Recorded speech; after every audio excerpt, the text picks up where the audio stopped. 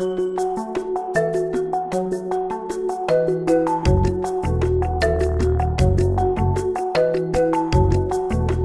numéro 8 de la JLMB est consacré à la matière des contrats et obligations. J'y épingle 4 décisions. D'abord, 3 arrêts de la Cour de cassation. Le premier date du 20 juin 2016 et il porte sur les effets externes d'un contrat. Pour préciser qu'un tiers à un contrat peut invoquer les éléments de celui-ci, notamment pour se prévaloir de la compensation avec une de ses propres obligations. Un second arrêt, du 29 septembre 2016, porte sur la question de la prescription et de son point de départ. Le point de départ de la prescription, c'est la naissance de l'obligation qui est contenue dans la Convention, application en matière de contrat de dépôt. Ce n'est pas au moment où est déposé le bien que prend cours la prescription, mais au moment où naît l'obligation de le restituer.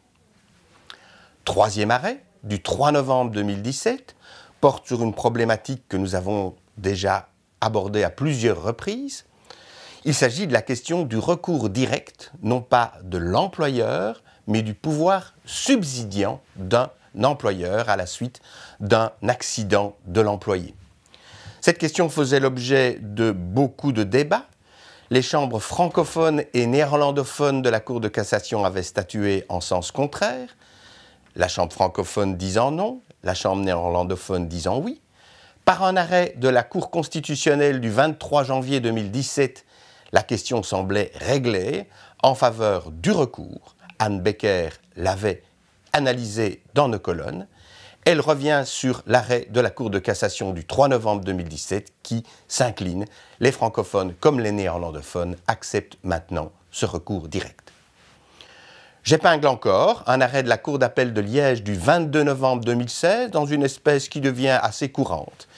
Des particuliers avaient acheté un immeuble, on leur avait garanti qu'il était conforme aux réglementations urbanistiques. Il est apparu qu'au contraire, des chambres et une salle de bain avaient été aménagées sans permis dans les combles.